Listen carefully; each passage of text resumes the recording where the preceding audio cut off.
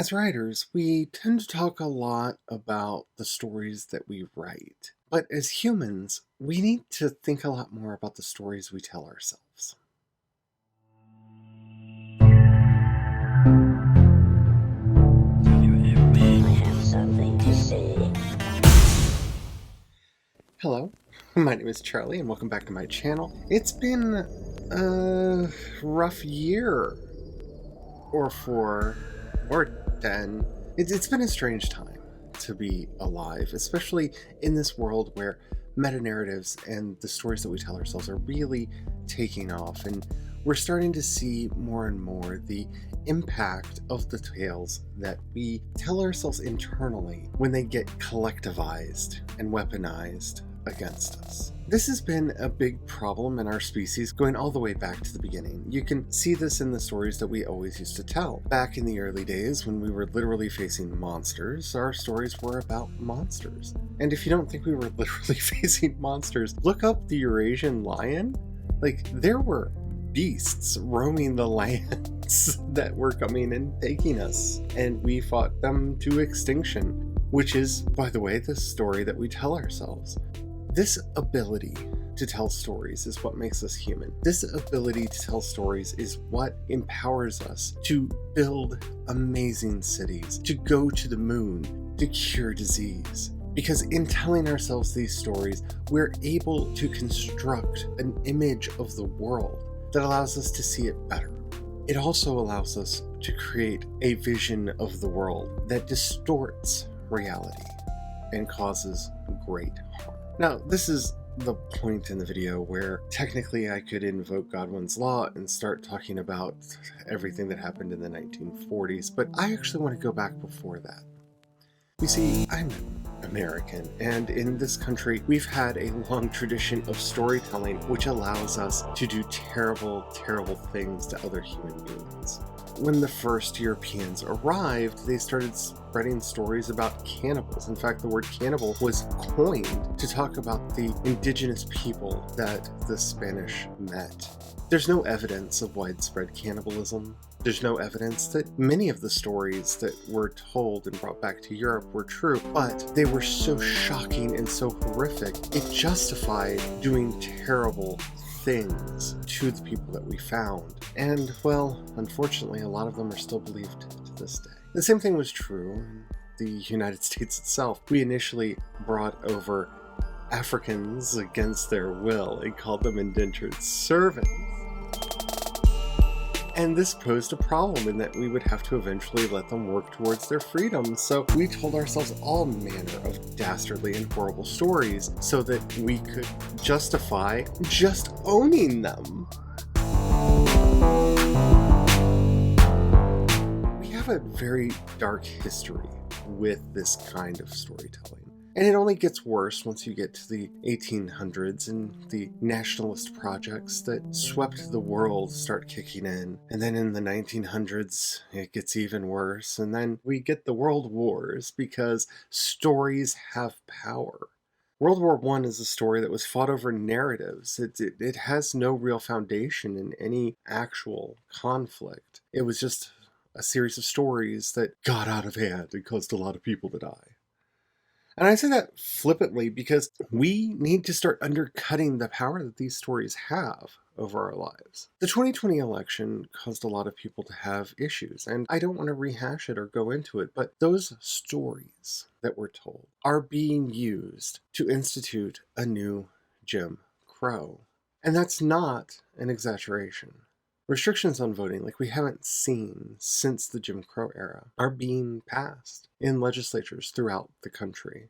Most of these restrictions are going to hurt poor and Black people, and that's the point of them. You see, the story that we're telling ourselves, the story that our country has allowed to go on for way too long, is that we are exceptional, and that exceptionalism is generally rooted in some sense of whiteness.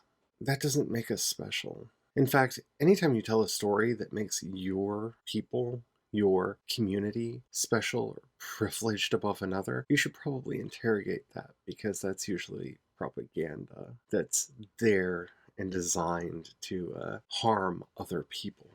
But this isn't a video where I'm going to pontificate about voting rights or about all of the terrible things that we do in the name of white supremacy and racism in this country. It's actually a video about patriarchy and white supremacy in general. You see, those are stories. They're tales that we tell ourselves. They're ideologies that are so baked into so much of what is American identity that it is hard for a lot of people to see them. Now, as more and more people begin to see the lies, the errors, the problems in these stories, they're falling apart. And that's a great thing. But we need to interrogate ourselves. We need to look into ourselves and root out these terrible stories. We need to find them and get rid of them. You see, the stories that we tell say a lot about us. When you look at J.R. Tolkien's Lord of the Rings, what you see is a man who missed pastoral England and bemoaned the coming of the cities and the industrialization of his country that tore the forests down and rained soot and brought the London fog. We can see this longing for a lost world where the heroes fight for that idyllic state and everyone else fights to bring about its destruction. Now, there are a lot of other ways that you can read Lord of the Rings, and that's the beauty of stories, is we bring our stories to it. But when you look at what Tolkien himself says and the way he interpreted those stories, you can see how it was nagging at him, that he wanted to go back to a simpler time. They truly were romances. And when we look at our own stories, we need to ask ourselves what narratives we are perpetuating. Are we accidentally being patriarchal? Are we being misogynistic? Are we going after men? Are we going after women? Are we being transphobic, homophobic? Are we being racist? You see, this is something that most people have to do internally. And we really need to be at the forefront of that. But as writers, we, more than anyone, need to be doing it for our own fiction so that we're not perpetuating stereotypes and narratives that we do not agree with, just because they're so ingrained into the tropes of the stories we're telling or the genres that we love. Are you accidentally being a colonialist in the tales that you're telling? Are you accidentally being racist? I'm not here to call anyone out. I see these tendencies in all of my early fiction, and the more I learn and the more I interrogate my own internal biases, the more I want to be better and do better. And that is what we're all here for. So while it's a terrible thing, and if you live in a state where they're trying to remove voting rights from people, yes, stand up.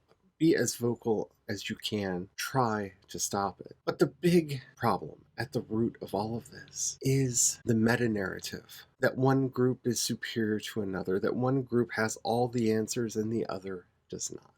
We need to interrogate these biases and find a way to move forward with strength and unity. And most of all, with compassion. Because compassion is simple. Do unto others as you would have them do unto you, and do not do to others what you would not have them do to you. It's really simple. It's basic. And it's the least that we can do. So maybe once a week, once a day at the beginning, once a month at least, sit yourself down and ask, what meta-narratives, what stories have you told yourself, and are they true? Have you told yourself that you're a faker? Well, just by asking that question, you're not, because a faker knows that they're faking. If you merely suspect it, then you're not faking. Have you told yourself that you're bad at everything that you love? You're probably not. And if you are, you can get better. Interrogate the narratives that you hold dear. Never, ever leave anything beyond reproach, because that's where stagnation lies, and stagnation leads to corruption, decay, and death. I hope you enjoyed this video. If you did, please give it a like and let me know what you would like me to be doing videos on. And until next time, remember, this world is a nightmare hellscape and is only going to get better if we do something about it. So remember, Black Lives Matter, Black Trans Lives Matter, trans identities are magic. And until we meet again, may you have the courage to ride your dreams into reality. And don't forget to have the fun. Bye.